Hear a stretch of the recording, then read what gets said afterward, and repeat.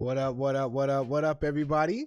Yeah, Welcome to the 24th episode of the Glitched Out Podcast. I'm your guest, G, aka Glitz Out, and I'm joined by some most illustrious, magnificent guests today. We got the one only Bites. You already know who it is. We got ECU Chief Craig, and for the very first time, we have the honor of having the one and only D Byrd holding it down with us today. Yes, yes. So, I mean, yo, this is actually really cool. If you guys didn't know, Byrd is Q's brother. Yeah, man. And we've had the pleasure of having Q on the cast, and he'll be a returning guest. He'll be Byrd too, man. But today's gonna be a dope podcast. We're gonna be talking about Far Cry 5 that comes out on 27th, and we'll be talking about Dying Light's new BR game mode and Facebook's mess up with the whole data breach. I mean, should I call it data farming? So we have a lot to talk about today. But before we jump into the midst of things, man, Byrd, man, tell us a little about yourself, man. What do you do? What platforms you on? And what kind of upcoming content and plans you got? All right, guys. So I'm a Twitch streamer, Byrd_certified. You guys might see on screen. So I'm a variety streamer. I play all kinds of games, from sports games, adventure games, RPGs. You name it, I play it. And so just trying to build like a good Twitch community where everybody can come in and chill. It's like a little safe haven. People come in, if you're having an issue or something like that, I'm more than happy to talk to people about it. To try to create that chill zone. But currently, getting ready for games like Far Cry 5. Also building a PC.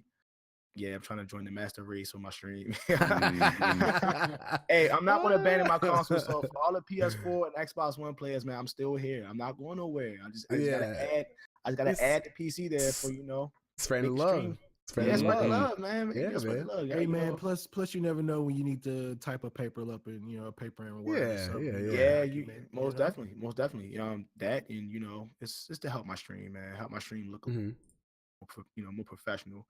People has been there when they had none of this stuff. They're gonna be happy to see the growth, the evolution. That's pretty cool. I'm happy for you, man. I'm happy for you. Thank you, man. Thank you. I'm almost there. Done. I got like 3 more things to get. And but how long is it going to be till you debut with your new PC? I don't know, man. These Bitcoin miners don't look, man. Do not get mad at me, Bitcoin miners. But you guys kind of made the market a little rough for old Byrd here to scrounge up some change to get a graphics card. So, man, Byrd, you know what you should do, bro? You should probably do like an on stream, like putting in the last 3 pieces and like turning bro, just completing everything, man, with some angelic music in the background. Yeah. And then we can kind of laugh if like the shit blows up. We can kind of laugh at you. Had one of those commercials. If you would like to help Byrd. Yeah. For once in a day. How about my sad pictures? For once in a day, you can help out Byrd. Oh man, for less than $17 a month. Yeah, pretty much, right? But so what kind of do you have any like big projects coming up? I know you got you're upgrading the PC. Do you have any big like projects YouTube wise? Are you spreading the love out to the other platforms? Open up an Instagram. Do you have anything fancy coming up? So I do have Instagram and I have Twitter. It's the same name as my Twitch name here. Mm-hmm. But I do want to get into YouTube. I'm trying to figure out what I want to do. I want to do something probably like, I don't want to say reaction videos, just something about me speaking on stuff. People love to hear me give them like life advice, people I know locally. And then people that came to my stream that had issues and I actually relate to them. So people find me to be very understanding. And I do like a vlog, like like blogging or whatever. So video. I want to do that as well, but I constantly want to surround around gaming. People have been asking me stuff like, how do I get started on Twitch and like getting over like being seen on camera. Some people have frights about that, and I tell them how to deal with it and stuff like that. So I feel like on my YouTube platform I'm gonna do something more personal. I'm already personal. I'm more personal on Twitch. But I'm trying to be more personal on YouTube. People kind of know me. That's very smart. And we were actually talking about that before we started the cast today, talking about YouTube and how that integrates to Twitch well. and all that stuff, because it's really dope. Like a lot of streamers out here are just playing games. Like, yeah, if you're comfortable doing that, do that. But if you want to get down with your community and show them a more personal side of your content, hit YouTube up. Do some reaction videos like you were talking about. Just talking about random topics or unboxing stuff. Just show your personal side, because sometimes it's hard. Always cool. Yeah, sometimes it's kind of hard to do that while you play games, because you're like so focused. Yeah, because us streamers, we do get looked at like we don't have real life problems sometimes. Mm-hmm. So like I do want people to know, like, look, man, listen, I know what you're going through. I've been through this, I've been through that. So it kind of get them to know, like, and they can learn how to deal with it certain ways. Mm-hmm. Exactly. Everybody's not built the same, but it's better to have like more perspectives. Like, hey, I didn't think about it that way. Man, mental health is a big thing, not only in gaming, but just in real life. And having somebody that's willing to listen and answer questions, that's always great. And keep in mind, a lot of our viewers, particularly could be a little bit younger than you, or could be experiencing things for the first time. And so that advice is 100% helpful. Golden, man, golden. Yeah, it is. Because I mean, kids and adults sometimes they don't want to speak to their significant other or their parents or their friends. And I mean, you're a role model. I mean, whether you like it or not, you're a role model, and people look up to you. And they're like, "Hey, man, Byrd, bro, I'm having problems today at school." And, and it happens exactly, and that happens in my local neighborhoods too. So I'm like, I can do that on a bigger scale. That's how I'm thinking about it. But I'm like, all right, now, how do I go about doing this on YouTube? It's like, how do I get it?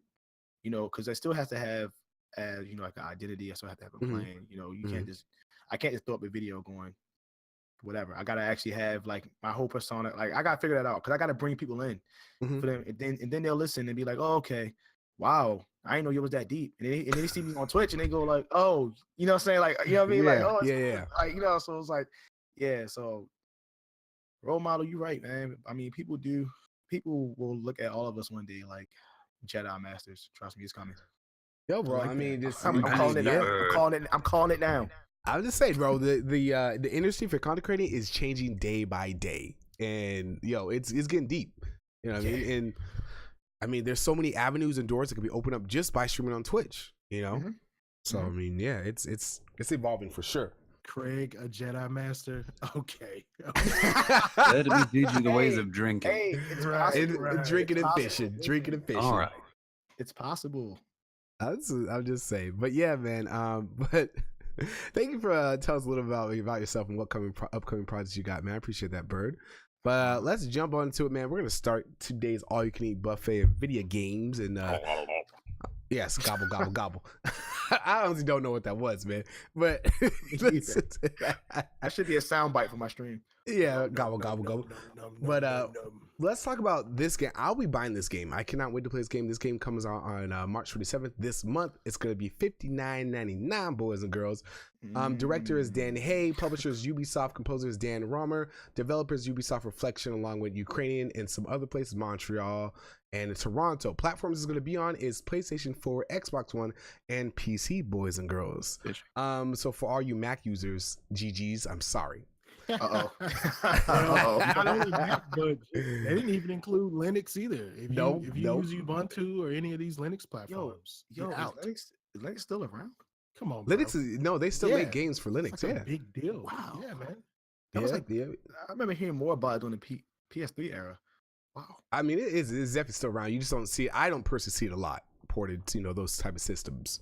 You got some real nerds. That's all. Here we go. Oh man, look, I got nothing to do with this. Hey, look, nerds, we love y'all. He's like, I don't want any problem. But a little something around this game, pretty much how it comes down Far Cry 5. If you haven't played the previous other 4, pretty much the summary is you're the new sheriff deputy in town in Hope County, Montana. The only problem is your badge is pretty much useless. Cut off from the outside world, you need to use your wits, willpower, and the helping hands of Hope County's town folks to remove the plague that is the Project Eden Gate. This fanatical doomsday cult has put down roots and is threatening the community's freedom. Stand up to the cult's leader, Joseph Seed, and the Harrows as you spark the fires of resistance that will liberate the besieged community. No thanks. No thanks. I'll pass. But fish. And knowing our luck, Craig's in the background fishing. Everything's blowing up. People getting killed. One thing you're gonna learn, Byrd, Craig loves fishing.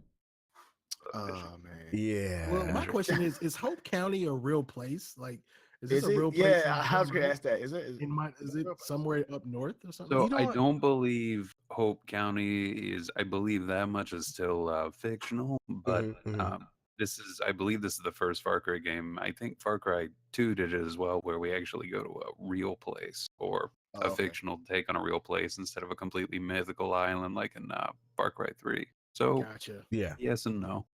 Interesting.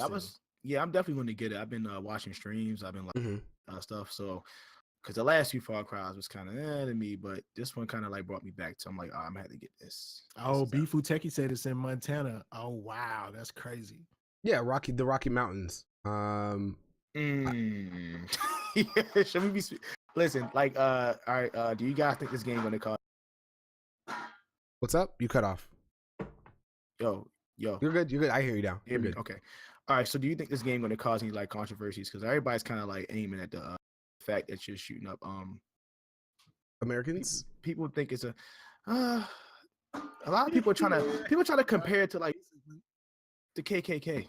Yeah. I mean, yeah, we'll jump into that. We'll touch on that. Let me roll a quick trailer and then we'll touch on that. I mean, yes, it's open season. Yeah. Okay. Yeah, I know what you're talking about. We'll touch on that. Folks, you know. But you guys, the trailer should be there. If you don't see it, Bird, Bytes can help you out. It should be the first link under the summary and all that good stuff. All right, let me know when you guys are ready. Always ready. All right, there you go. Ready? You good, Bird? All right. Yeah, I'm good. 3, 2, 1, vamonos. I was chosen by God. I have apostles. I help the blind to see. I save souls. But unlike the chosen one sent before, God will never let you take me. This music is always so creepy. Don't you understand? I'm loving it, man. It's I'm like loving Walking Dead or something. I don't know. Collapse is upon us. We will take That is crazy. or not. Way crazy. The cult's stealing our land, kidnapping our friends. This is our home. I thought if we could just hang on, Eden's Gate would just go away. They've been waiting for somebody to kick off their goddamn. You didn't even holy see that war. back there. You need to build up resistance. See what? We'll talk. Yeah. And show them no mercy. Would it be weird if you end up seeing your cult? Like, how do you actually stop them? I honestly don't even know, Stick bro. together.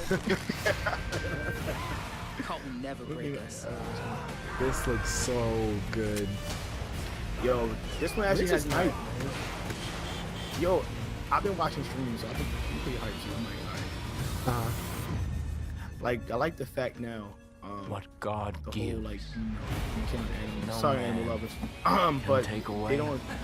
It's no longer a thing where you can use it to upgrade weapons in the universe. Like, you gotta make money off of it now or something like that. I'm like, oh, that's pretty cool.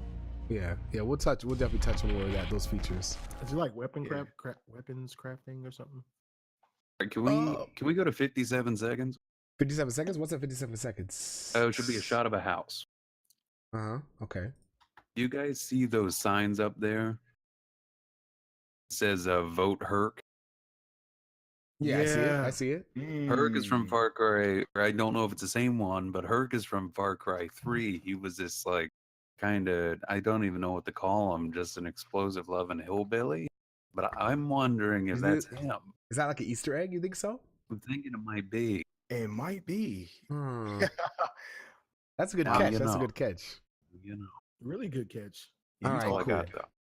All right, so let's talk about some of the features, and then we'll touch on what you wanted to talk about, Bird. We'll also touch on the weapon. I don't think there's weapon crafting. It's like the previous ones where you just upgrade your weapons as you go. To my knowledge, if anybody knows anything otherwise, let me know.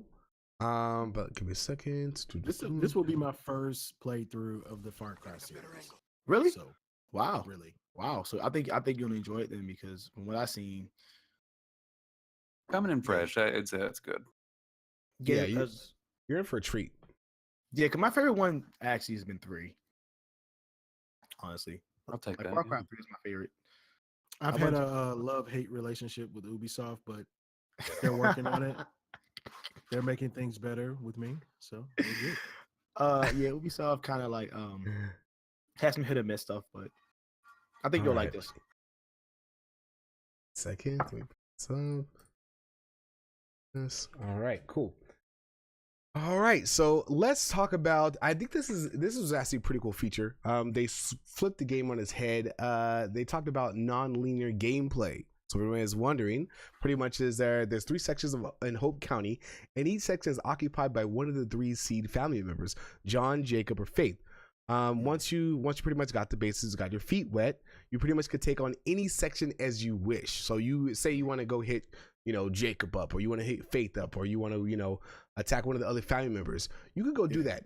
There's no beginning and like definite end of the story. Obviously there's an end, but you get what I'm saying?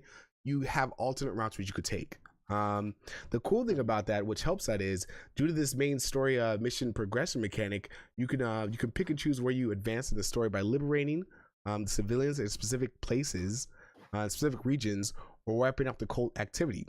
It says as you build up resistance in each of these 3 regions, the other 2 regions get harder.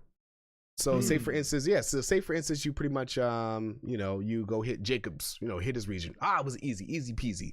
I wiped him out. And then you go to hit John or Faith.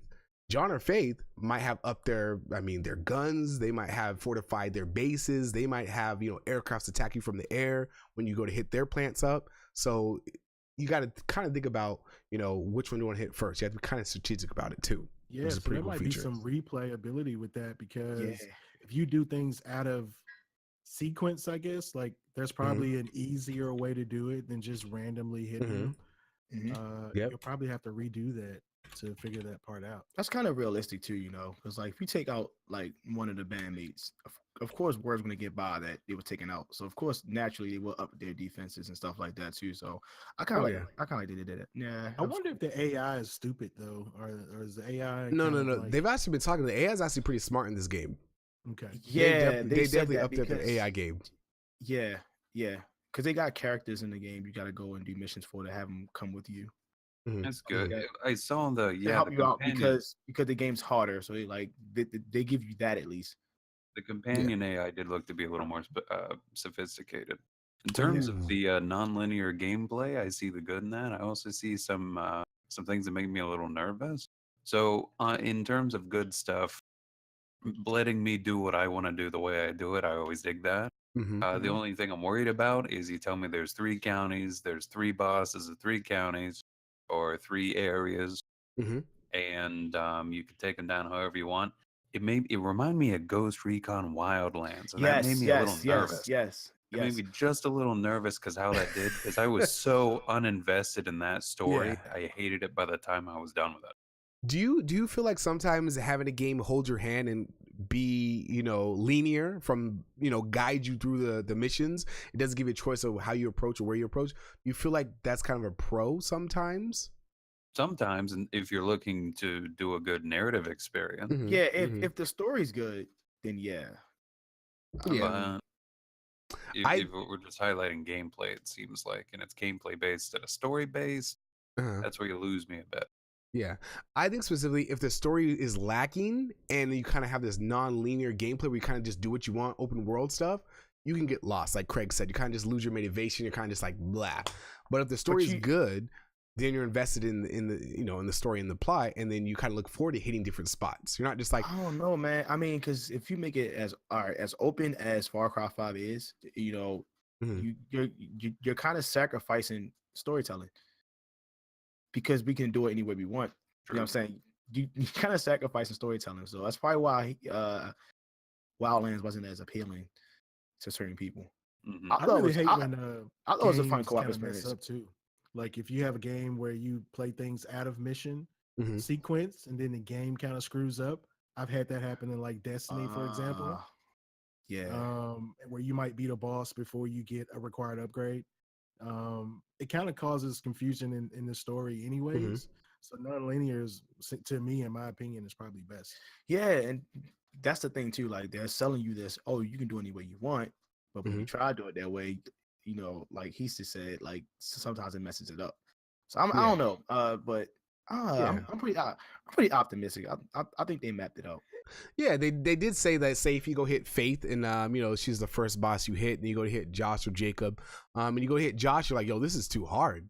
You could always come back to that. You could leave, go hit the one of the other counties, or unlock some like other areas, or do some achievements or some side quests, and then come back to it. So you're not just like forced into like, hey, I gotta commit. So you might. That's what I'm saying. You got to pick and choose how you attack when you attack. Like, am I leveled up enough? Do I have the guns? Do I have the right companion, the right vehicles for this? You know what I mean? Decide from there.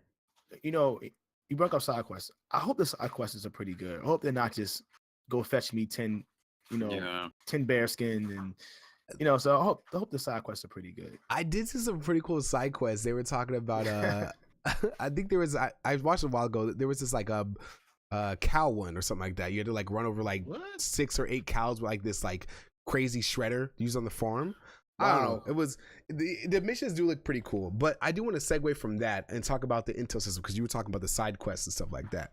And this is actually really cool. And I know a lot of people that used to play Far Cry back in the days, including me. I think some people in the cast are so tired of hitting these towers. Hit a tower, kill the enemies, rinse and repeat. You know what I mean? I seen one mission where somebody went to a tower and a guy intercommed them in and was like, I'm not gonna have you doing towers all day. And I was like, that was a nod to everyone that hated the towers. Like, oh yeah. Well, wait. So explain the towers to people that might be in my shoes who haven't. Oh dear. Craig, all right. Craig, dude, take it away, Craig. Craig sounds like he hates him. Take it away. Oh my lord! Explain the towers. So, break it down, Craig. I'm gonna break it down for you. The game world, the entire game map will be divided into visible and non-visible regions. In order to make a region visible in terms of quests and activities, wildlife, what have you, they would have you scale a large tower, which was meant to be a little bit of a climbing puzzle. It'd be a little different every time. By a little, I really mean a little. And you climb up this tower, and you get up there, and you'd hit a box up top, and then magically you hit this box, and you know everything that's going on, and the region uncovers, and you'd have to do that 6 or 7 times. Just to find out where you're at. Yeah, side quests and all stuff. Yeah. Damn right tedious. Is that bear's name Cheeseburger? Because I keep seeing Cheeseburger pop up on. That's fucking awesome. It's one of his companions. Yeah, we'll talk about that more. But yo, I the first couple towers, like, this is cool. Like, I'm high up here. I look down below. I use a zip line down, but it got so mundane and boring. Yes, extremely repetitive. Your zip line didn't help. So I do know that they are pushing more of like exploring, because I did see it was like 2 types of side quests. You have the side missions, but they call them side missions, and you have the other ones that was called pepper stashes or something like that. And if you do the pepper stashes and all that, you end up getting like upgrades and perk points. Okay. And, and now they got like a skill tree thing going. With the perk points, but you do unlock other stuff on side quests, and you do get like better weapons and stuff like that doing like pepper stashes. I'm like, okay, and it actually makes you explore to get them too. So I'm like, all right, that's cool. So it like they are pushing a exploring aspect in it. Yeah, and naturally, what you're talking about is the intel system. That's the alt. To that whole tower mechanic. It's pretty much, it's dope. It's like organic. It's like you pretty much like you walk around the world in IRL. You walk around, oh, there's a new shop over here, or there's a car over here, or I know my neighbor lives here. You walk around the world, and as you progress the world and explore new stuff, you get different side activities. These side quests are called activities, or you unlock points of interest. Say for instance, you're walking down like a path, you see like a beware cougar sign. All of a sudden on your map, you might have locations of cougars unlocked. Say for instance, like Byrd was saying, you walk up to like one of these guys, an NPC, of the risk is like, hey man, I know where there's like a stash at, and I got your back. All of a sudden on your map, that stash location's revealed. I think that's so cool. Yeah, and that was a tip. Cool. A tip in one of the game is always talk to the NPCs. You never know what they might give you, or what they might send you. So I'm like, okay, all right. This is what the other one should have been doing. Yeah, I'm cool with that. I'm cool with that. So. Yeah. That and the skill tree thing as well. Like, how they say you can play the game any way you want. The perks, they have perks. And like, if you want to be like the, I guess, stealth type, You know, it got different stuff for that. Like you can lock pick anything, and if you pick a skill tree, if you like if you pick a skill tree where you're like more like assault, whatever, then you instead of you having the lock picking skill to open up safes, you can like blow them up with like C4, like however you want to approach the game. My only issue is with that is that game's been delivering this whole skill tree thing, but I always felt like it was like 1 or 2 ways to play the game. I hope they don't give us all those options, but only 2 things work. I would be so mad. It's like, oh, you got. I would be so mad. Oh, you can like breathe longer underwater, but it's like, yo, the only time I'm breathing underwater, I'm going fishing. You know what I mean? and you know what I mean? Like I get what you're saying, and I do enjoy the skill trees because you know everybody has their own different type of play style. Some people like to be in your face. Some people like to shoot from a distance. Some people like to be quiet and sneaky. Me personally, I don't have the patience to do that Splinter Cell stuff. You know, but hold up, man. I love Splinter Cell. Splinter Cell's dope. Splinter Cell's dope, though, but I can't do it. I don't like the Hitman, like the sneaky missions. I couldn't do it. But I was just telling them that as well. I can't do it. But see, everything y'all are describing, honestly, for me, is very reminiscent of what Ubisoft does and why my relationship with them and other games like Assassin's Creed and things like that I played, it's been like a weird love-hate. They've always had a weird mechanism in the game that I didn't enjoy, pretty much. I think they try to innovate. I think that's what it is. They try to innovate and try new things, and sometimes they don't work out. Sometimes they do. Like go. This might be one of those games where it does work out. You know that we. Yeah, I mean, they can't fail every single time with it. Like at some point, I mean, I hope not. At some point, I hope not. I got it. You know, I mean, you do sometimes find that. So let's hope. That's what we're really hoping here. I'm really there's like just a few things I'm really looking out for here that I'm hoping Ubisoft improves on this one. Ubisoft has this lovely tendency to make these awesome, cool looking, robust worlds, and they're giant, they're open, they're pretty to look at. Yeah. But the people in them are lifeless, shitty AI. Yeah. It actually ruins it itself. Yeah. Kind of like a ghost town. Yeah. Like a shell with no substance. You're right. It's a ghost town full of people. And you're just sitting here like, none of these people feel real. I don't really feel immersed anymore because these people look potato. Half the time their textures very dry and dumb. Yeah. Very dry, and they don't do much with you other than like shout at you if you walk too close to them. So I'm hoping they improve on that. I'm hoping I'm a little more immersed in terms of AI all around on this one. Fishing better be really good. That yeah. Nice. Of course, fishing. You know, but you know what though? I hope some of the NPCs are like try to set you up too. I don't want everything to be good. Oh yeah, I imagine. I mean, we're going against a cult right now. You know what I mean? You're going against a cult. There's got to be some people that are moles. There's got some people who are just scared. This story, honestly, is going to be awesome.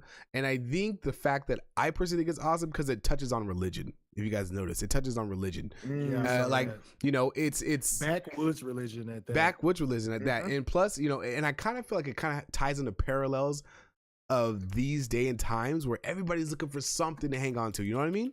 Everybody's looking on something in this crazy world.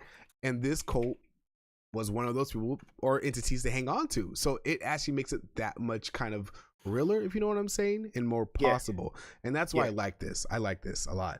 What's real is Cheeseburger has a cheeseburger collar. Yes. It's got cheeseburgers on it. Yes. But let's move on to one last feature, and then we'll look over some toys and weapons. Animals, what's the next one? I mean, like Craig was talking about, he hopes this world is alive and the town's alive. They have a living, breathing ecosystem. Like, I mean, pretty much Far Cry 5 is jam-packed with a bustling wildlife ecosystem that mirrors Montana's Rocky Mountains. It features deers, wolves, mountain lions, wild boars, fish, and more. With the ecosystem, you will see bears take on bulls, mountain lions attack enemy NPCs, and something as simple as a skunk taking on a group of cult members. Right? I mean, you think it's funny, but legit, like you might be in the woods, you know, going toe to toe with someone, and he sees like a skunk far off in the distance. You got 5 cult members dead. You know what I mean? Wow. But, go get him, Pepe Le Pew. Yeah, right. Funny. Right, I'm gonna call that skunk's stink bomb. But pretty much, there's more animals. As we look right now in the gameplay that's going on, you see have Cheeseburger, a bear running around. From what it looks like, you have a couple different companions you could choose from. One of the companions is a Australian Shepherd, Blue Heeler mix called Boomer, and he's a dog that runs around with you as your sidekick. you can actually fetch, your enemies, the NPCs, weapons for you. You can call out wildlife. So he has like a sixth sense. So if you're walking through the Rocky Mountains, there's like a mountain lion stalking you. He might bark and let you know. You know what I mean? Like, watch it back. You about to become a snack. Yeah. Or or he can stalk enemies for you. So yeah, this game, I mean, everything so far is looking really, really good for me. See, they would have had me sold had they said you can upgrade the bear and ride it or something like into that. battle. This man was a rider bear into battle. Exactly, Craig understands how I think here. I would go with the bear upgrade tree that helps me like catch fish. That'd be great. Oh my goodness! So you can ride the bear to the lake and fish. Like that'd be dope. I would have been sold. Be pretty dope. Yeah, the upgrade tree is pretty deep though. You get a bunch of perks to like repair cars and stuff like that. So I'm pretty sure they might have something. Oh, they'll definitely have something. They'll definitely have something. I do want to skim over some of their weapons and stuff and whatnot. Give me a second. And I mean, we're not going to go really in depth with them, but I do want to show these off to you guys because definitely, I mean, you're going to be using these, and I think a lot of people like FPSs, so they'll be a little intrigued in these. And I have the website link provided there if you want to. It's the first link towards the top for all the links.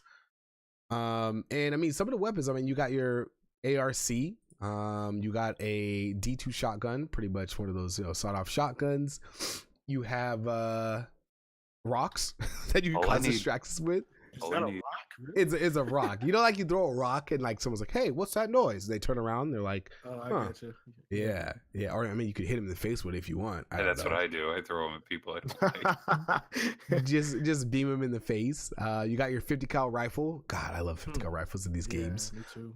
You got your you got your 1911 pistol. That's my baby. You got some dynamite. You have some grenades. Your typical Far Cry crossbow. And you got a baseball bat with American flag on it. So American grown pine. And I heard you can use there's other weapons that aren't listed here, like magnums and revolvers. Plus you can I saw some gameplay like this guy like beaming people in the head with like a shovel. So I saw that too. Did you notice the takedowns weren't knife oriented or anything? You literally just fucking fist fight these people. I'm so excited about that. Yeah, right? I got sick of the whole like only knife takedown stuff too. So yeah, I watched on the gameplay like twice there. He walks up to the dude, punches him in the face, then punches him really hard in the gut, and he falls over. And I'm like, that's my kind of fighting. That's how I do it. Yeah, and cool. And then on top of it, I think this is gonna be really cool. I think it's gonna go hand in hand with the co-op because I don't know about you guys, but I plan to play the whole way through via co-op. So I mean, you got vehicles. That's kind of what made me have fun with Ghost Recon, honestly. Like, I didn't play it by myself. Like, your friends made it better. Friends made me gloss over the flaws. Oh, yeah. Oh, definitely. I hope but I hope the vehicle, like the driving, because I didn't like the driving in Far Cry games at all. I just hope the driving's better. I hope it's much smoother. Yeah, smoother, not so clunky. Like, better handling. Because, when you turn the steering wheel, sometimes I didn't turn the steering wheel like 4 times before to actually turn. I'm like, bro, it kind of throws you off. Like, yo, why isn't it turning yet? For a game company with a few racing games, you think they would? They would know how. Yeah. I'm definitely right there with you. And pretty much is everything. What would you? I like to ask this. So, what would you rate this Byrd out of 10 for what you've seen so far? And what we talked about. I know you haven't got hands on. I don't think anyone's got hands on. What would you rate this game out of 10? Oh, I'll probably 8. Remember it as fishing. Yo, 8.5. 8.5 with the fishing. Okay. And what about you, Bites? What are you gonna give it, man? Just considering everything with the Far Cry 5 package, like the whole package of games and content that's coming and everything we saw today, I'm cool with the 8 here. I think it's going to be a good purchase, considering a lot of my friends are getting it. You're getting it, Glitch. Craig. You as well, Byrd. Man, I mean, I think it's got a lot of value today. Yeah. Okay. Definitely. We'll definitely come back with the real scores when the game come out. Oh yeah. Oh definitely. I personally would give this. I would give this a 9 out of 10. Because I do love the Far Cry series. Plus co-op. He was gonna go 10, Glitch. I know. I mean, I can't give it a 10 out of 10. I haven't got my hands on it yet. You know what I mean? Minus 1 point because I haven't played it, but Yeah, the co-op is a huge plus for me. The fact that I could play the whole game through and my friends could jump in seamlessly throughout the missions is huge. You know what I mean? What's the limit on co-op? Is it just two player? It's two. 4 Two. It's two. Yeah, it'd be interesting if you got like a squad of 3 or 4, but it's 2. I think that would make the game too easy, honestly. Unless they put one of those, the more people play, the harder the game gets, like off the rip. I would imagine. Usually games have that, right? You know, it kind of adjusts to your play style and adjusts to how many people you're rolling with. So yeah, I remember Borderlands did that to me. Like, it's taking an awful long time to kill this one thing. I used to kill it by myself. What's going on? Like, the game gets harder the more people that plays. Yeah. They do that. That'd be dope. That'd be dope. And then we asked everybody. Carlos said in chat, he says, I would say a 9 because of the co-op and has returning characters. There you go, man. All right. I see you. 9, 10. There you go. Okay. Mine's okay. Man, y'all are going to feel so bad if this game bombs. Bro, no. Vice cannot I'm going to wait. be here for it. Trust me. After the lashing they caught Primal, I don't think they're going to bump. They don't want to mess up. They don't want to. as much money as they put in this new title, they don't want to mess up. You know what I mean? But let's move on. We're making pretty good time. Let's move on to we're gonna move on to Dying Light's Bad Blood BR expansion. Bites, so I'll man, cover take this it away. one with you, man. Yeah, it's so everybody's pretty familiar with Dying Light. I mean, we're talking about a open world zombie action survival game that originally came out a few years ago. They're coming out with their latest expansion, which is the Bad Blood expansion. So everybody's pretty hyped about it. We're talking about a community requested expansion and features that they wanted in the game.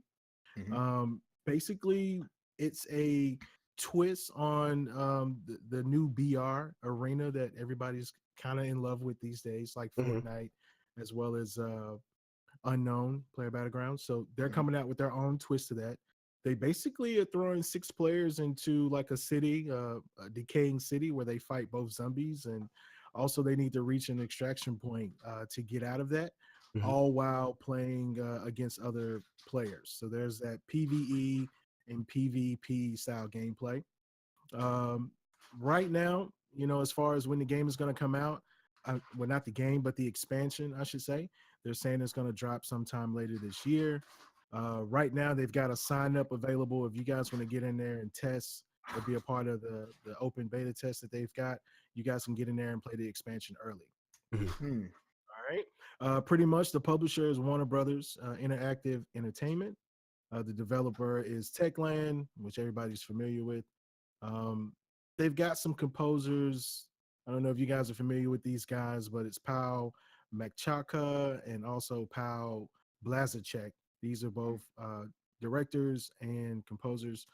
And the platforms that the expansion is on, everybody is pretty familiar with this, is PlayStation 4, Xbox. This is one of the few games that's actually on Linux and iOS X and Windows. So huge game. You want to take a look at the are you playing the trailer? Yeah, it's already going. All right, cool. So from what I saw, man, it looks pretty good, man, for an expansion. I mean, anything that the community requested and a game developer puts out, I think is awesome. Do you by any chance have the link for the sign up for this? Because I know some people are interested. Me personally, I'm interested in making some content about this game for sure. Yeah, man, I'll drop the link in chat. All right. I think it's going to be very interesting to adapt the whole Dying Light, because if anybody's played Dying Light, it's a fun game. For me personally, one of my best moments is running, like I'm talking scared at night from those things that come out at night, the creepy ones, the fast ones. I hated those. I made sure I went to sleep, boy. The sun was going down, I'm getting my sleep back. I'm putting it over my hand. I'm going to sleep. You know what I mean? But I think it's going to be interesting. I love the nighttime, man. Yo, Dying Light was most definitely fun. But the DLC came out for way after I put it down, so I didn't even bother going back. But I might have to come back and play this mode, though. I'm not even gonna lie. I mean, I think honestly, it's gonna bring a lot of people it's gonna bring people back to Dying Light, and I think this will obviously help sales for Dying Light, because we're like, yo, I think there's a lot of people who haven't played Dying Light. It's a beautiful game. I personally think the graphics are great. I just don't like the player count. 6 people. I think it could make like 10. You know what I mean? Well, I think they're considering that it's also the PvE aspect of it too, because they've got some varying degrees of zombies that you're going to be fighting in that mode. Some harder than others or whatever. and the other players that don't want you to escape through that extraction point. So maybe that's why they did that. So like, whereas something like point, Fortnite, though, you like, just have other players. You know what I mean? I mean, is it just like one person can get out, or multiple people get out? It looks like one person get out, because I was watching some gameplay the same way I listened to it. A helicopter comes, you have to destroy like that boss you just saw. You destroy these bosses, and they get a sample from them to get like a cure or something like that. And it also say for instance, like Bice's playing and you know Byrd's playing, and Byrd gets the sample, and it'll alert you. It's like, hey, the guy's like, hey, someone just got a sample. I'm about to land and pick them up. If you don't want to survive, you can either persuade them to give it to you, or you can kill them and take it from them. It's kind of like SOS. Did you guys ever play SOS? Yeah. That one game, Laguna Island or whatever. It's kind of like that. But Laguna Island, there was like 3 artifacts you can get off with. So this one's like 1 out of 6 people can leave the island. You know. So it's like obviously they've got the typical apocalyptic type. Yeah, I get tongue tied saying that too, bro. Yeah, it's all good, man. Don't feel bad. It's all good, man. I ain't worried about it. Look, you're looting buildings, you're gathering weapons and all that type of stuff. And I'm wondering though if it's anything that you can carry over to the next match. You know what I mean? They didn't talk about any skills that you're gaining. Oh no, yeah. Like, I mean, if they're going for a battle royale type style, I don't think they would do that. It was one drop you in with nothing. Well, think about Fortnite, man. You do have emotes that you're getting. There's in-game things you're paying for. They didn't mention anything like that, so I would assume there's some skills involved. Okay. Yeah. You know what's more interesting though is if they had it so that like you kind of have to work together to get the samples, and you gotta have to play like the little deceit type. And that'd be interesting too though. Like if how long can I trust you before I backstab you, take the sample? Like it should be a lot of that going on too. That would have been cool. Honestly, that would have been cool. And Carlos kind of touched that. It says if there's only one artifact or one sample or one cure, there's going to be betrayal. It would be cool if they threw you in and there were like I would say 6 people and 3 teams of 2. That's why you have to work with your person, your ally or your teammate, but only one can escape. That would increase the whole betrayal aspect, or my goodness. Say for instance, like, hey man, hey Bites, bro, we're about to get out. I got bit by a zombie, man. I think I put my pants. You gotta go, bro. I want you to get the W, bro, but I also get points for letting you win. And I let Bites escape. Greatest villain of all time. I'm just saying, that would be cool. I think that would add. That would be pretty cool. But as far as I've seen right now, it's pretty much just every man for himself. So there's not really any betrayal. But I imagine like you might get some people in the game like, yo, man, I'm struggling. You want to help each other out with this boss. You kill the boss, you grab the cure, then you kill the guy. That's gonna happen. You need a way to sabotage the helicopter too. I didn't see that. That would be pretty. Boy, if you guys are fighting the boss and I'm like, the boss kind of give you like down a little bit of health, and you go pick up that sample, boy, I'm taking you out. And I'm getting out of there. Oh yeah. I already got the villain tendencies going on now. Look, I already got it. He's already plotted and planned. I'm not playing with him. But I mean, I'm looking at the map, and one aspect that I thought was really dope when they did announce this was the parkour, and that was a really big thing in Dying Light. Yes. How you traverse the your environment, you're jumping over stuff, off walls, off roofs. I think it would be really cool to see some good chases going on. Someone gets the killer like, yo, I gotta chase this guy down, I gotta kill him. You know what I mean? So I think that's gonna be a really cool aspect for the game for sure. I like they've got the mission objectives kind of keeping you on track throughout the gameplay. That's pretty cool too. Yeah. And right there and it says under Mrs. Record says go to the helicopter, and right there says kill players for samples. Exactly. So I would imagine I mean, it kind of forces you to do PvP and not just PvE. You know what I mean? So you're gonna want to hunt down people. It's not like, yo, you can play this whole. You might have to have more than a couple of samples. You might have to.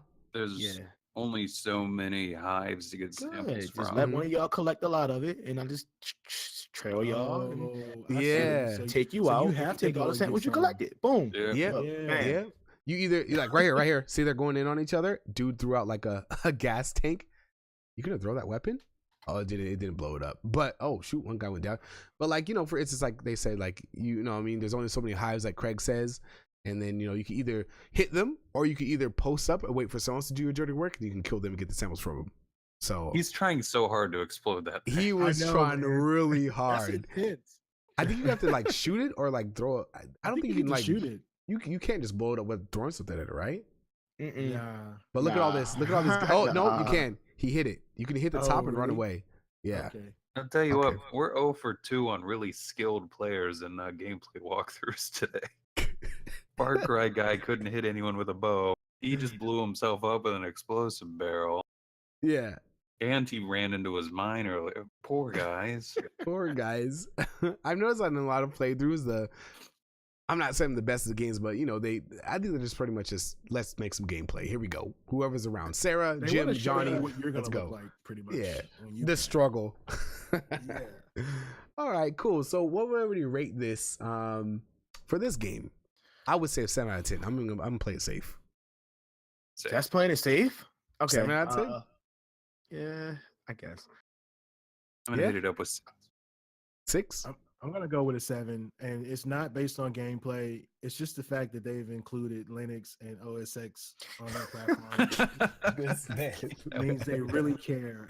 They really care. You can tell they care about the people without the Linux and the OS X because they're still pumping out content for games that like my ass was like, oh, Dying Light's still a thing. Yeah, that's all right. So I'm gonna give it a 7.5. Me and my 0.5s.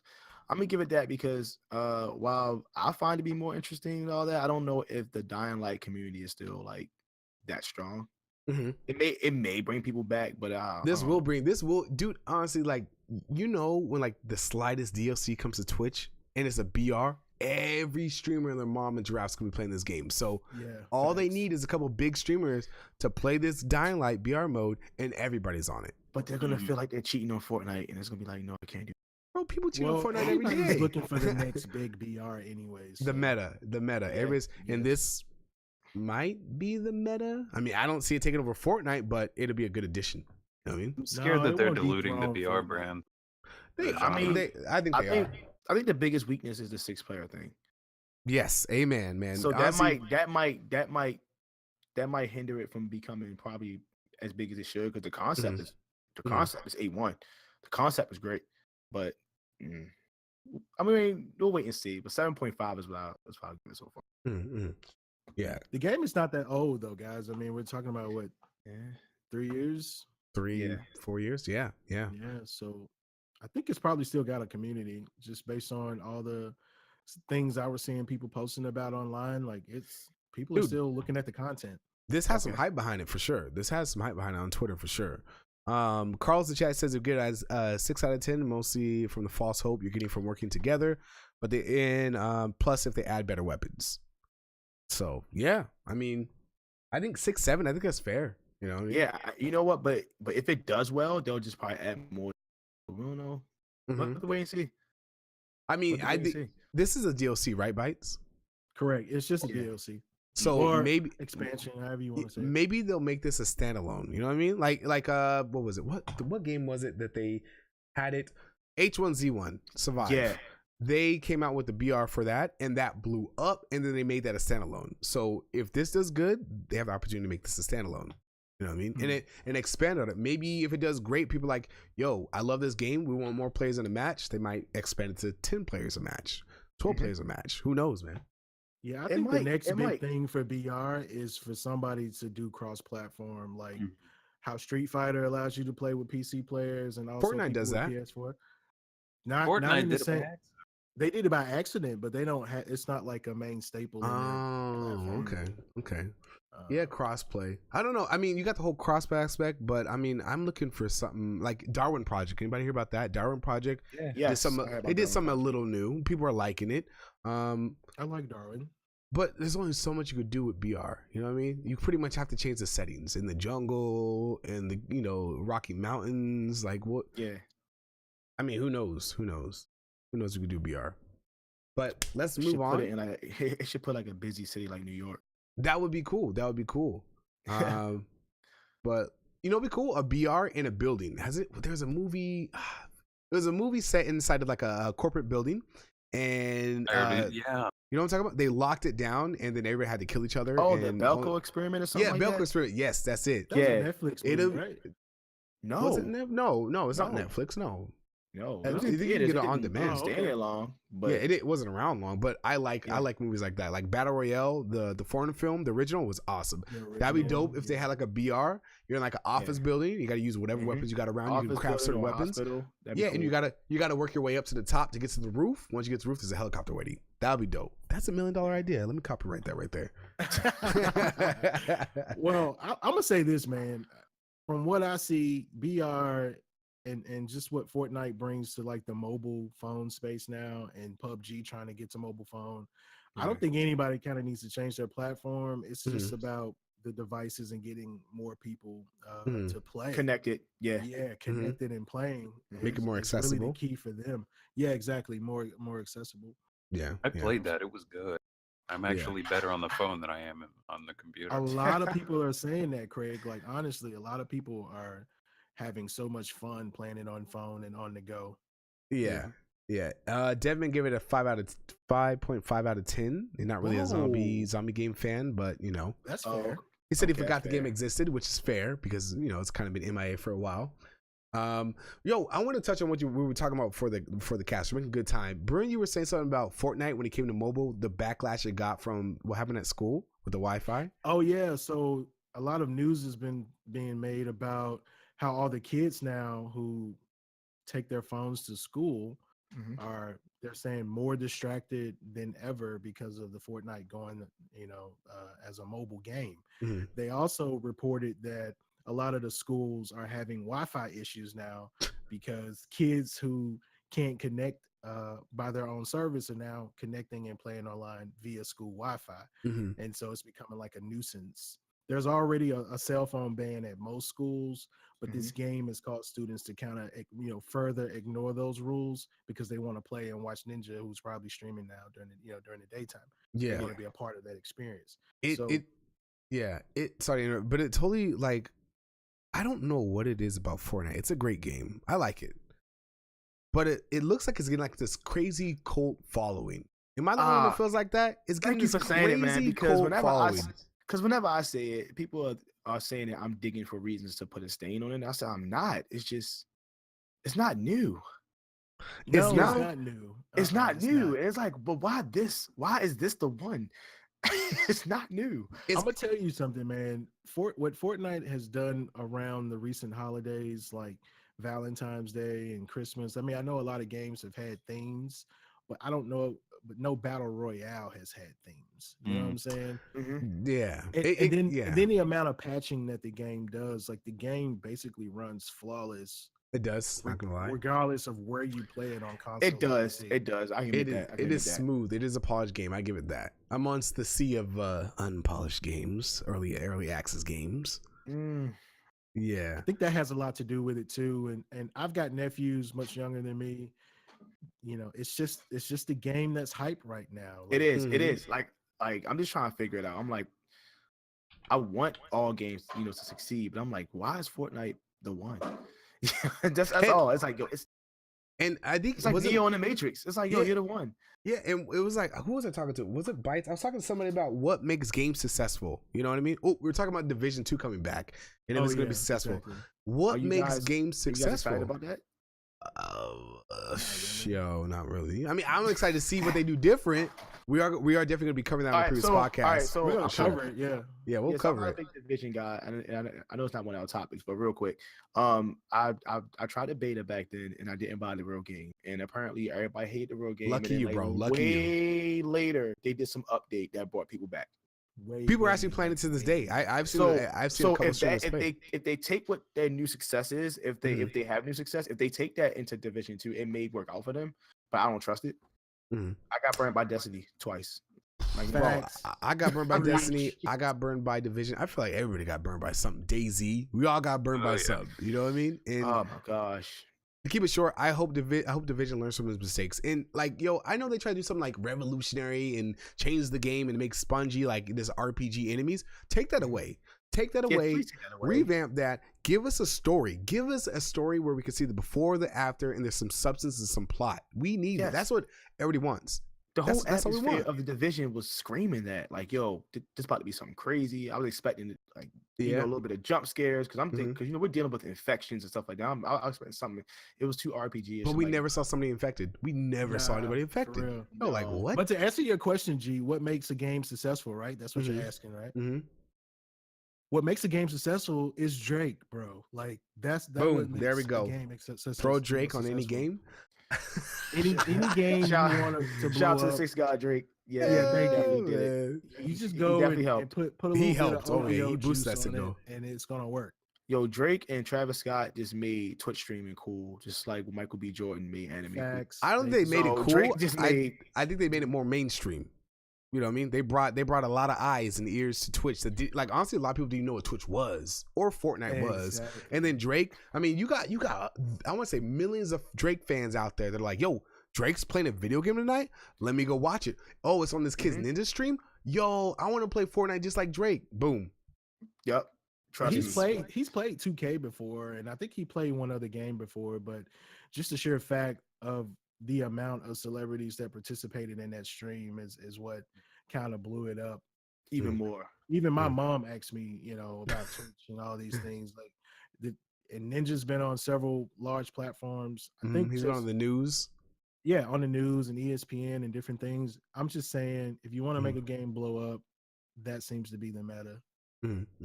Yeah, do it for the culture. Yep, do it for the culture. Yeah. Yo, if we get the Migos to join our streams, yo, we would never have to work. Good Lord Jesus, man. And then also, Deadman said in chat, one good point he pointed out is it's free to play. And I have a question for you guys. Do you think if PlayerUnknown Battleground was free to play, it would have blew up just like Fortnite? I think so. Actually, you know what? I really think the reason why PUBG did, because PUBG was blown up, but I think Fortnite reached the consoles first, and I think that's what did. True. And it got the console gamers along with the PC gamers. You know what I'm saying? It's like, I mean, it got everybody. It got everybody. By accident, they bridged them together too. So I was like, all right, yeah, we're gonna do Fortnite, and I don't know. Because I'm looking at it, because I've seen PUBG first, and then PUBG was very big, so I always felt like Fortnite was like the cheap knockoff at one point. Now it's like the biggest. Everybody was hating on it. Yo, this is a I wasn't hating. It's just that I've seen PUBG first because on Twitch, I stream on Twitch, but I also watch a lot of streams too. I like to support people. So again, I'm in a Discord surrounded by PC gamers, so I was just watching PUBG games. And then Fortnite came out, and I was like, all right, we got this cartoony looking version of something that I've been watching for a while. So it did come off as this is like Diet Coke to Coke type thing. Yeah. And then all of a sudden it became the biggest thing. And I'm like, yo, but I think that because it reached the consoles first, I think it took the lead. That's what blew it up. Yeah, Let me tell you something, man. PUBG. It was more elements than that, but I think that was one of the elements. PUBG was good. PUBG is still good. The problem I think where PUBG made a mistake is when it went to console, it wasn't optimized. You got people like me who didn't play PUBG on PC. You know what I'm saying? And a lot of people who don't have money for high-powered PCs were not playing PUBG. And when it came to console, they lost a lot of that fan base to me. That's why I kind of took the downside. I mean, but but is it me? Because it was a portion where the game developers was kind of like leaning towards PC gamers for a while. Now they're kind of like alien. Now I'm starting to see a little dynamic here, just a little bit. They're kind of alienating them. Is what you're saying? Yeah, certain games are coming out for PC way later. Like Monster Hunter had no business coming out later on PC than it did. God. That's a big game. Yeah, Final Fantasy 15 just kind of came to PC. That's Final Fantasy is a big deal. So I'm like, all right, they start doing that lately, man. I don't know. I mean, they want to keep that demographic, but at the same time, PlayerUnknown Battlegrounds is only on Xbox One. It's not on PS4, so it hasn't hit all consoles. But it's still on console. Xbox is a console. It's a console, but it would have been not going to get into the technicalities. But it's when they put it on Xbox, it was trash. Oh yeah. Be agreed in chat. I got friends who play on PS4 or whatever, and I was telling them about my experience with the game. Now they know. I mean, it's been a horrible experience, man. I'm talking about getting kicked out of the game, all kind of craziness. Yeah, I have fun. I have one more point I want to make. I don't know if it's just me, but when I look at Fortnite, when I play that game, I'm in like a different mindset. It's colorful. I don't want to say childish, but the animation, it's kind of like feel free and just have fun. You know what I mean? Kind of that look. Then with PlayerUnknown Battleground's so serious, it's so serious and like, am I the one that got that vibe? You know what? I got the perfect comparison to it. It's like the DC movies and Marvel movies. Oh, no. Fortnite is like the Marvel movies, bro. And DC is like PUBG. I'm telling you, struggling. DC's struggling. Everyone, listen, man. Everyone was saying that the movies was like for everybody. It wasn't serious, and the DC movies give you that dark and gritty and realness, and it just didn't sell. It didn't outsell the other people. That's what Fortnite's doing right now. Fortnite is for everybody. It's for everybody. It is for everybody, huh? Adults, kids. I mean, it hits all demographics. And they're like doing, there are families with multiple TVs in living rooms right now. Yo, the Instagram videos and the Twitter videos, it's like a plague. Like you see, like I don't know if you guys follow Barstool on Twitter, but dude, guys, that's what I see. Like I feel like there's a cult following behind Fortnite. There's videos about it. People doing the Fortnite dances at school. People doing the Fortnite dances at weddings. I'm just like, yo, the college team. Man, all right. I forgot who it was. One of the college teams won, and they said and they asked them how you feel about being one of the biggest upsets, and it was like it's like winning your first game in Fortnite. And I just dropped my head like, yo, it's everywhere. I'm telling you, it's everywhere. It's everywhere. But it's like I know we're taking up too much time. We have one more topic to talk about. But how do you think they accomplished that exposure? Was it just they had big content creators playing it? Because there's a couple games out there that look beautiful. They have had huge content creators play them, but they don't have this level of following exposure. How do they do it? You know what I mean? Was it PR? Was it? It's on every single platform, but that isn't. There's been a lot of games on every platform, but they're not connected together like Fortnite is connected. But he said by accident, it was able to play on. It was like cross play and all that stuff. It's just I don't know, man. I don't know. I mean, you got a lot of factors. A lot of factors. Crossplay. It's free. There's like Warframe is free. It has a pretty big fun, but you know what I mean. There's a lot of variables in that. But we'll move on from that. We got one more topic to talk about. I know. I'm gonna leave that alone, man. I'm telling y'all. I already told y'all why it's popular. Drake, he's like forgetting. Like the Twitch universe is just that. It is the Twitch universe. That's true. It's its own ecosystem. All gamers here, and people are kind of connected to the industry. But the mass majority of other people, your friends, your cousins, your co-workers or whatever, don't give two shits about Fortnite or PUBG. They know about it because of what has happened recently with the game. Yeah. So yeah, pretty much like our image of what's pop. And I tell people all the time, people are like, yo, Call of Duty or Battlefield 1 suck and nobody plays it anymore because it's not in the top 20 on Twitch. And I'm like, yo, but you realize it's his own ecosystem. Yeah, like they have their following. They're good. They still have their following. They're good. So it's like it's not going anywhere. But on Twitch, people like, yo, it's not getting any viewers. It must suck. And it's like calm down there. It still have viewers. It's just that BR is like the thing right now. It is. It really is the thing right now. It's the thing. But there's some interesting news about Fortnite. We'll get to that a little bit later, right, G? We'll definitely touch on that, but let's talk on another scandal, ongoing scandal. Facebook, man, is messing up. Facebook is goofing. The Cambridge scandal, boys. Let's talk about that. I don't want to. Man, he said, "I don't want to." That's. Let's get into it. I'll do a little summary. We'll talk about some of the article. Let me pop the article up here so everybody can see it. And we'll definitely dive into it. There's a video here too.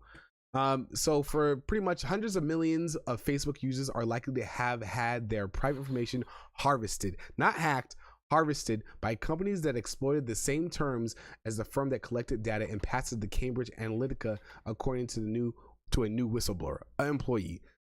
Sandy Para, I'm going to call it Sandy Para for short. The platform's operators managed a Facebook responsible for policing data breaches by third-party software developers between 2011 and 2012. Told The Guardian he warned senior executives at the company that its lax approach to data protection risked major breaches. Like, he told you. And he was like, nah, whatever. There's a video talking this, but Bytes you were talking about this. So what specifically happened? What are they doing with these harvested, all this information they're getting? I mean, it goes without saying what they're doing with it. I mean, they are using that data to trick you into buying more products. They're using that data into curating more content and things that you otherwise may not have considered a priority in your life in terms of time and what you're investing your energy into, that you now will. And also they're just selling that information out, I believe, just selling it to other advertising companies, black markets, or whatever the case may be. Any footprint of a user on any platform is valuable information to any company or stakeholders. So it could have been prevented. You know what? Shout out to all the conspiracy theorists back in the day that kept telling me this stuff was going on. We all looked at y'all like y'all was crazy. Y'all were right. Y'all right. Y'all were right. You know, we're all lab rats at the end of the day. It was not hard to prevent this. No, it wasn't. It wasn't. But you know what? But you know, when I was talking to Glitch off the podcast, I that Facebook had made it sound like it was nothing to worry about. That's the thing. It was kind of like they made it seem like, oh, we're, you know, things like, you know, like the things you like, your interests, the things you talk about as far as like Facebook statuses and stuff like that. This is what we're you know, what it is. But then now it's like, yeah, we didn't breach the messages. We didn't breach the everything's coming out. It's like a oh gosh. And now Facebook can't no longer play the I didn't know we were doing this. They knew. They've been doing that a lot. They knew. They can't they can't ditch this off on one or two people or one department, say, yo, they were the cause of it. That they can't do that yet. You know what I mean? That's not gonna happen with this. I do think this could have been prevented, like a lot of other, you know, Equifax and Domino's getting hacked. All that could have been prevented. The thing that blows my mind is the creator of Facebook, he was silent about it for a while, you know? And I mean, he obviously, he doesn't want to say anything to obviously make the situation worse. So, you know, they're behind the scenes or damage control about it. But I mean, how can you fix this? You know? And I don't think you can, because the investigation is about to reveal even more things. Yeah. It's like they're about to start digging into it even more. Like we about to start hearing companies, everybody. I think all. And I mean, this might link a lot of outside third party companies that we didn't know about that were involved in this harvesting. It'll affect them too. It might be linked to this would be big. Election of Trump, you know what I mean? They did say that in the article with Russia. Like it could link all that type of stuff. They said, Mark Zuckerberg. I think one of his advisors had told him not to talk to Russia, and he did it anyway. And that's all I saw. So that may also be linked to this. And they did say in like halfway down the article that they did collect data to help out Trump with his election too. So, man. I mean, they're being hardcore investigated right now. This is not just the kind of like, well, something's going on. They're very much investigating this. But my thing is like everybody knew. See, look, all right. So I feel like all these companies or whatever, they all knew. So who got upset? Who got done wrong that they wanted to expose this? Like, why now? Yeah. And I mean, you know what I'm saying? Like, why now? That's always the question. And that's always the habit. That's why whistleblowers pop up. They either got fired, they got let go, or they got fed up. And it's like, I mean, or they just, heard about it and they're like, which is very rarely, hear about it. Say your supervisor says, hey man, we're gonna harvest some data today, boy, and you're like, oh cool, let's have fun, or like, no, I don't want to do that, and then you quit and then you tell the world. That rarely happens. Something happened to the whistleblower and they got fed up.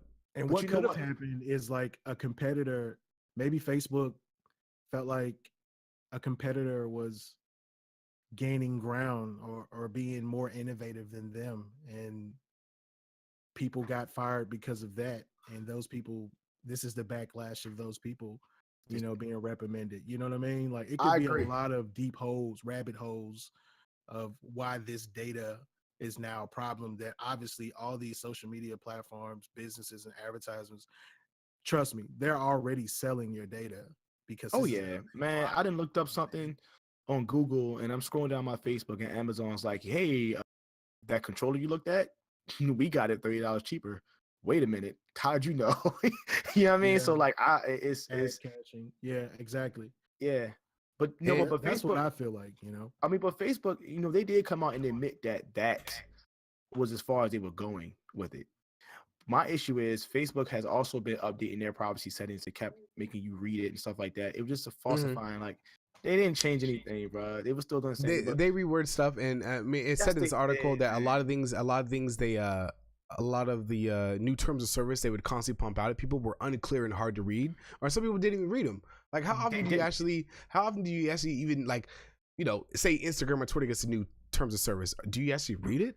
I'm not gonna lie. I would hope people are, because it is very silly. Because remember, everyone gave Microsoft a lot of hell when they said that it connect will not only show you on camera, but it would like scan your room, and if any like brands in there, they would like send you advertisements and like find it cheaper and stuff like that. Everybody gave Microsoft a lot of hell for that. So I'm like, you thought it stopped there? No, bro. They're doing it everywhere. So I don't know, man. Facebook always had that to me. They always had got the safe way out, because at first it was the Google thing where all my emails the minis. Yeah. Oh, no, that's not. Yeah, so like people emails are getting like breached and stuff like that. So then Facebook say, "Hey, we don't do that here. This is our new terms of service right now." It's like, come over here. Like, no. They always had safety, like a way out. This time they don't. It's very wait. Listen, man. People need to understand, and they need to change the way they look at any type of policy change. These changes are normally done to protect the company, and it's not to protect you. Usually it's to put you more at risk. That's the reason why when you see these things being updated, you do need to read them, because number one, you probably accepted all the terms and conditions already to the site, and legally binding. Now you're at risk. You can't do anything about it. You accepted. I mean, you that's right. Check that box, and you said okay. Exactly right. And like Mike says, it's probably because they discovered there was a leak or there was a hack, and you're like, yo, I signed my rights away to sue for the loss of this data. You clicked yes, and then there that goes. Yo, but it's crazy. A lot of things was being breached all along. You know how like, all right, so this thing is happening now, and you start thinking back, dang, there was Google at one point, there was Apple with the cloud, and everything is being breached all the way down the line, and here we are, and everybody's acting all surprised. Right. You know what I mean? Like, yo, you really? I recall the cloud breaches were kind of enjoyable. They were hilarious. But still, it was a breach nonetheless. So it was like, all right, and all these were platforms that use data. When you think about it, you're like, man, I just think Facebook always got away. Or maybe Facebook is being the scapegoat for something. I don't know. Who knows, man? But I mean, Facebook is not the only one. Like Bryce said, it's not the only one that's harvesting data. Facebook ain't the only one that's doing it. It can't be. They're the one that got caught. Yeah, got caught, when Cambridge, came out and said what they did, that it's not happening. Yeah, but with the Cambridge thing, like from the article, is that Facebook approached them and was like, "Yo, delete that data," because apparently they didn't get it directly from Facebook. They got it from another third party that was connected to Facebook or somehow. And Facebook's like, "Yo, delete that data," and they just took their word for it because Cambridge said, "Okay, cool," but they never did. So Facebook should have just made sure that was like, the loose end should have been cut there, but Facebook didn't. Yeah, but even that might be a cover up in the story, though. I think Facebook just, if you sing, we going put out there. We did tell y'all delete it. That's all we said was delete it. Y'all said y'all did. Yeah, but I don't know, man. I feel like don't nothing get deleted. No way, bro. Come on now. Nothing gets deleted. It kind of it's if still if this company made millions and millions of dollars, that's how you made your money, Facebook. Yeah. Selling data for sure. Come on, man. And I don't know. And the crazy thing is that I'm reading this article that this person did warn them of a more rigorous approach to enforcing data protection, but he was offered little support. His warnings included a PowerPoint presentation he said he delivered to senior executives in mid-2012 that included a map of the vulnerabilities for the user data on Facebook platform. I included the protection measures that we had tried to put in place. We were exposed and the kind of bad actions or actors who might do malicious things with the data. He said, on a list of bad actors, I included foreign state actors and data brokers. He's, frustrated. He left in 2012. He didn't feel that the company treated my concerns seriously. I didn't speak out publicly for years of self-interest, obviously, to be frank, because he didn't want to get blackballed from the industry. Right. This sounds like every corporate job across America. Where you take concern up to a senior executive, you're a manager, the CEO, and you're like, hey, this is going to screw you over if you don't address this. He also said that changed. I'm gonna call it. Para said when he heard about the congressional testimony given by Facebook lawyers to the Senate and the House investigators in late 2017 about the Russia's attempt to sway the political election, obviously via Facebook. He said they treated it like a PR experience, a PR exercise. He said they seem to be entirely focused on limiting their liability and exposure rather than helping the country address a national security issue. Crisis, really. Woo, boy. Facebook. For anybody, just kind of reminds me of one of who's one of the characters? Resident Evil, I think. Albert Wesker was collecting combat data on Jill. Like that's why he had them fighting all those creatures and monsters. That's how I feel like we just lab rats, man. Like honestly, you look at all these big companies like Facebook and Instagram and Twitter, they're always trying to figure out how we think, what makes us tick, how to market to us better. I mean, we've all seen that, we go on and we're looking at some Nike Air Maxes, trying to get to fresh feet. And then we go on Facebook or something like, yo, why did this ad just pop up? And I was just looking at shoes. What's going on? I was thinking about it, bro. I ain't actually put it out there. How you know? Yeah, and I'll be you want those LeBrons, boy. You want them, and like I was thinking they are, and even like people were talking about for like the Google Homes and the Google Memes, they were like talking out loud about things they wanted, and then they go on their computer, and then there's some ads about what they were talking about. They didn't even search them up. They didn't even look them on Google. So it's like, if that scares you, how about you're just talking to someone in the middle of an outdoor setting about something? That phone. You go home. Get on YouTube. There it is. It's on YouTube waiting for you.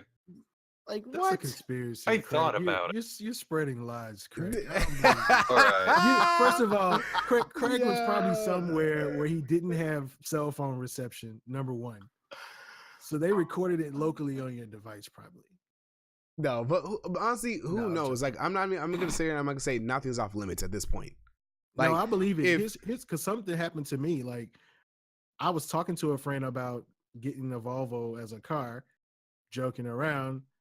Couple of days, a week later, I got a Volvo ad in the mail. So, coincidence?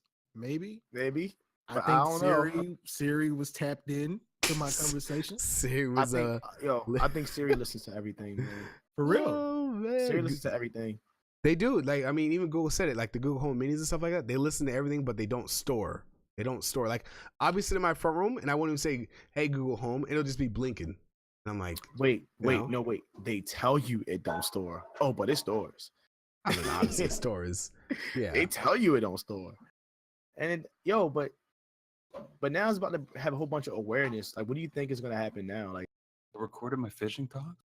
Yes. Oh, man. It recorded all the things you did with the fish you caught too.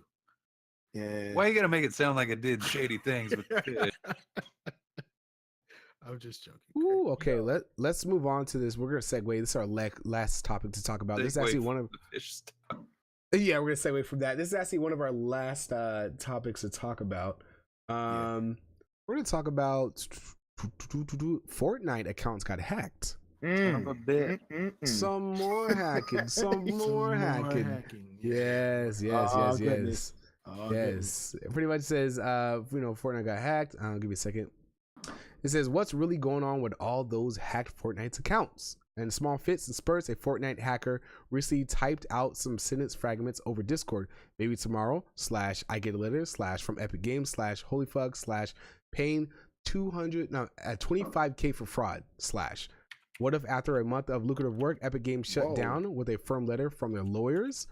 There was a pause before he added Keek.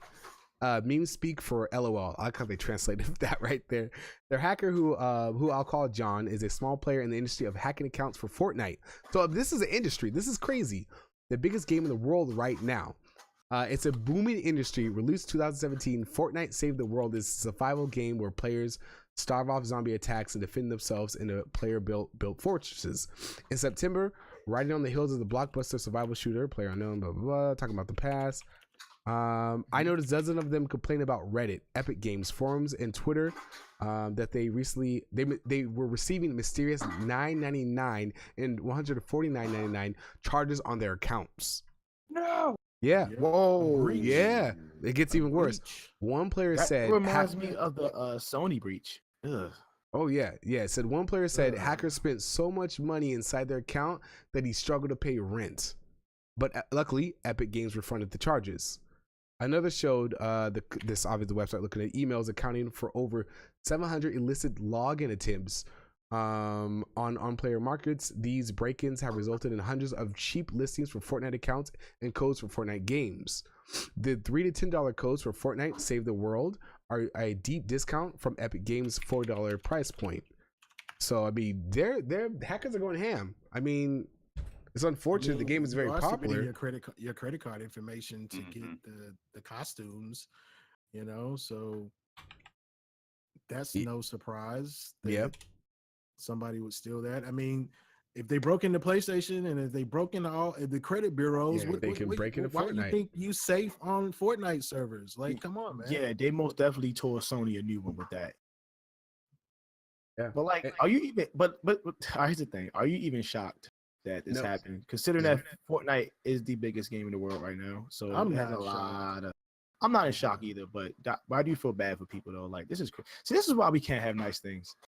I'm shocked that this is why we they can't have had nice PayPal things, though. Like, I'm kind of shocked at that. You know, because somebody had a PayPal account associated with this too, and it also they were able to withdraw funds. But you know, you never know though, man. Like, what type of information they got. You know, it could have been like a password that wasn't encrypted well enough, and you know they figured it out. I mean, I would hate for it to be some like super technical stuff that they just got in, and they're fucking wizards out here. Yeah, but they probably got hold to information that they could read out and manipulate. You know, this teaches me not to use my credit card for these small microtransactions online. I mean, even like they were saying something about content creator Adam Taylor. I don't know who that is. Was an avid PlayerUnknown Battlegrounds player who earlier this year took a bid on Fortnite Battle Royale trend. It was free, he reasoned, and a lot of his buddies had already jumped on the bandwagon. On March 9th, Adam hooked his PayPal account up to his Epic Games account to purchase a $10 battle pass for Fortnite Battle Royale, which earns him items and perks for the more he plays. 6 days later, he woke up, logged into his email, and noticed notifications and receipts from Epic Games acknowledging 2 charges unfamiliar to him. One $9.99 one and another $150 limited edition upgrade for Fortnite Save the World.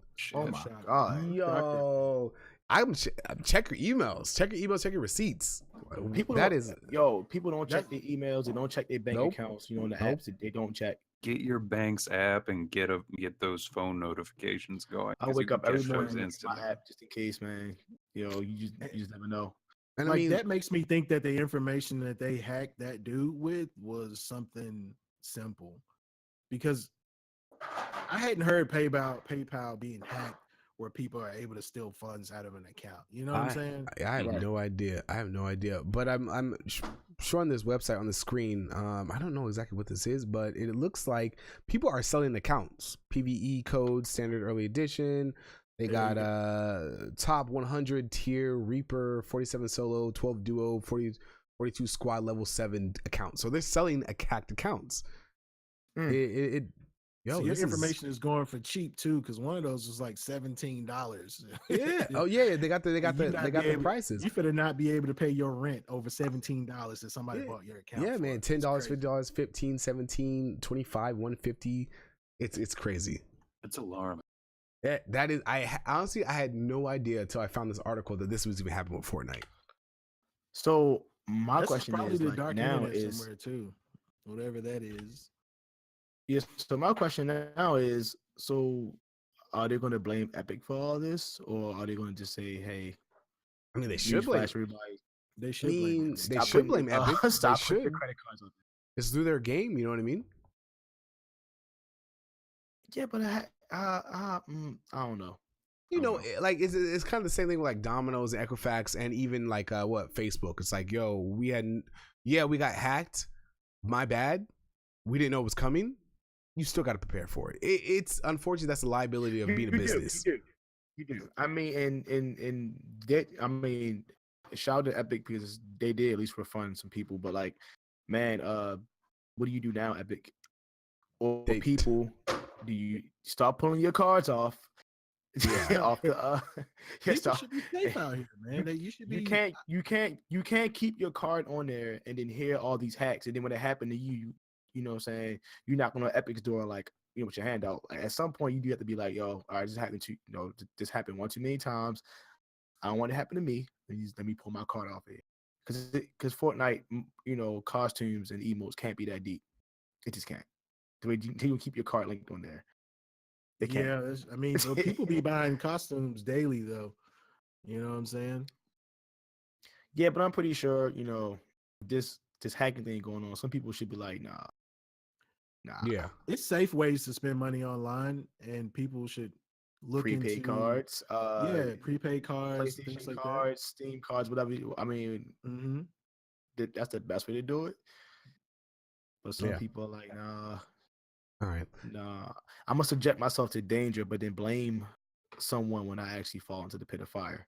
Very true. Very true. So that's why I say, who do you blame here? That's a hard one. That's definitely a hard one. I'm blaming Epic. I'm gonna step up, raise my hand. Because I mean, I'm stepping. I mean, you could look at it as a consumer and be like, "Oh, it's the consumer's fault because they're subjected." But like, we go into things thinking like our stuff is safe, you know, by default. I mean, yes. I don't go clicking on stuff and downloading stuff like, yo, I cannot wait for my identity to get hacked.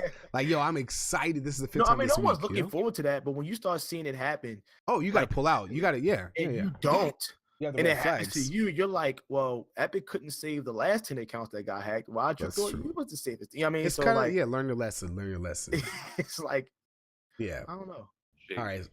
So let's move on. One last little tidbit. I wasn't gonna say this today, but I mean, we might as well because it's going on this weekend or this week. PlayerUnknown Battlegrounds. They said today we're introducing PlayerUnknown Battlegrounds event mode. Players can now experience limited time experimental battle royale modes, 8-player squads. That is pretty cool. Are now live on their test servers. I will drop the article in there. They're doing this. Looks like from March 23rd. to March 25th. That's today, so they got a couple hours to jump in there. But they're doing some experimental game modes, 8-player teams. That's insane. Along with some other events. That's pretty cool. First person and third person.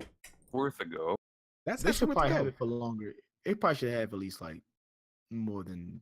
Yeah, I think it's like a little test run, and then like, you know, see how it goes. Okay. Yeah, like just like kind of like what, you know, Rainbow Six Siege did with the whole Outbreak. I guarantee Outbreak will be back.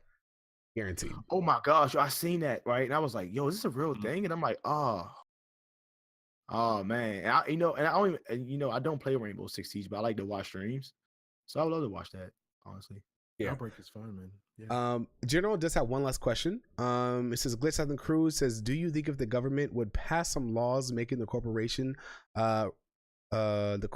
responsible for hacked accounts make it harder to happen, and they would step up the security measures? So pretty much he's saying if they made laws in place, say, hey, yo, next time one of you big corporations gets hacked, you got to pay dues. You got to handle. You got to give reparations. You know what I mean? Do you think it'll happen less? Government's going to do that? I don't know. I think it's going to wait for it to die down and act like it never.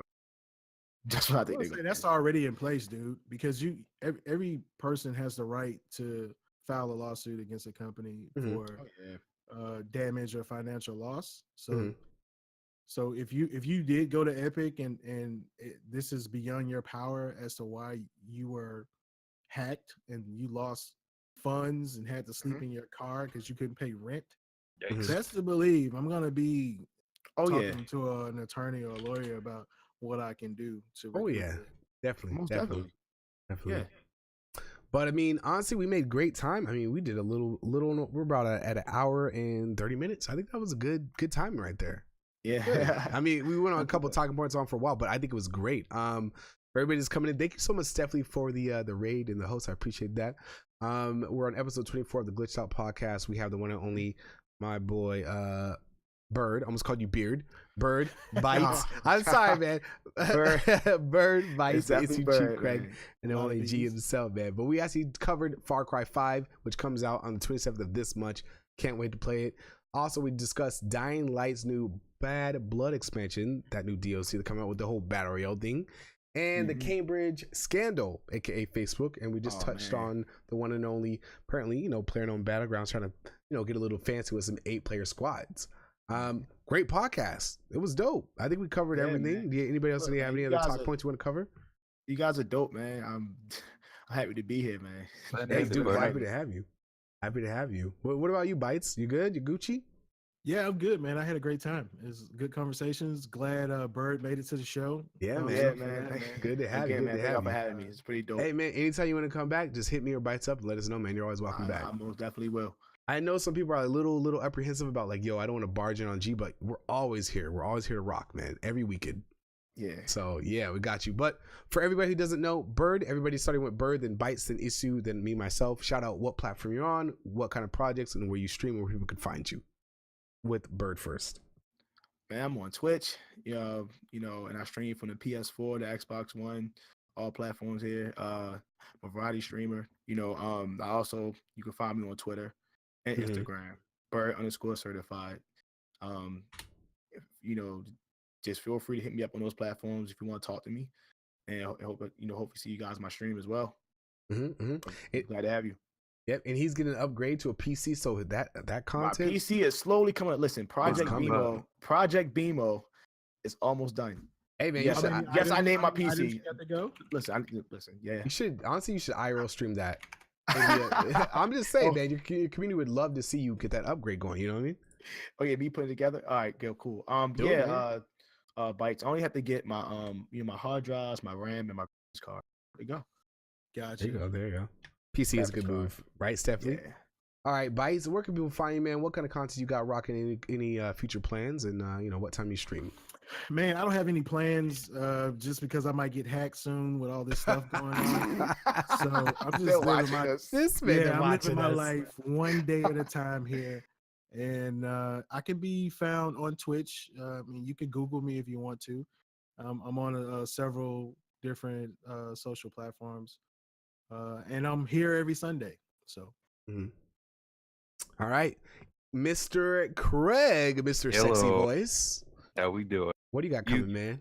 I got absolutely nothing. I'm just gonna drink a lot. But I'll tell you what, you can find me here on Twitch at ESC2 Craig. You can find me on Twitter at RoboDickDog. I stream everything, no schedule really. You come to my stream, expect to be relaxed, expect to get some nice music and probably some fishing.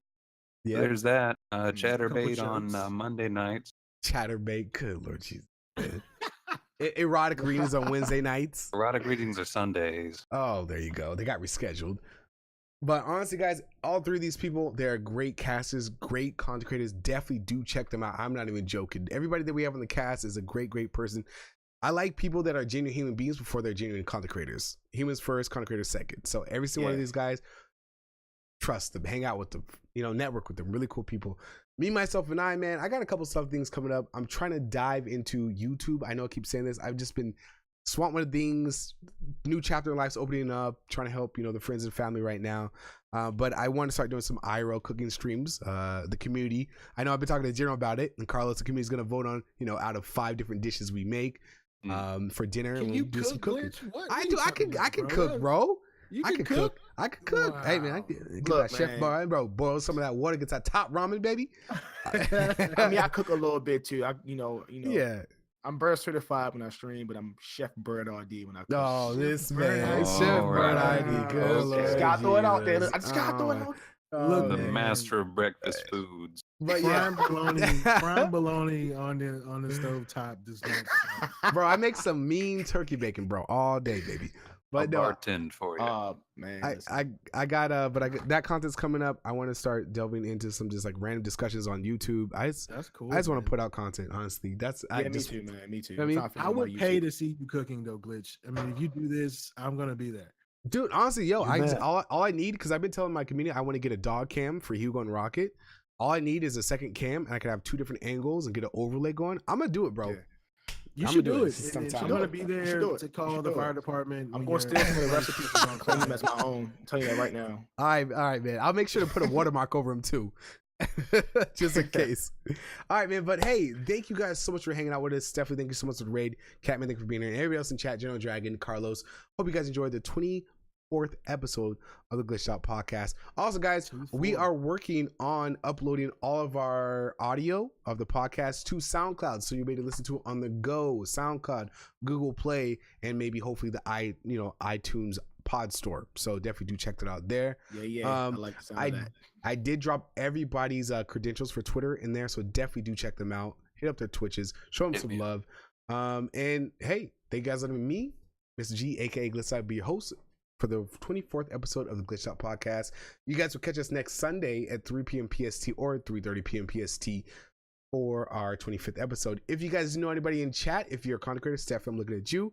If you're a content creator or you know someone who would be dope for the cast, let us know, let them know, have them reach out to us or reach out to them, and to definitely have them on there. Doesn't matter about your size, how many followers, how many subs. We're all here to rock with each other and help each other grow, and showcase people. You know what I mean? That's what we're all about. You know what I mean? But other than that, guys, have a great day. It's Bird, Bites, and AC Chief Craig. We're out, baby. We out. Nice. Hashtag do it for cheeseburger.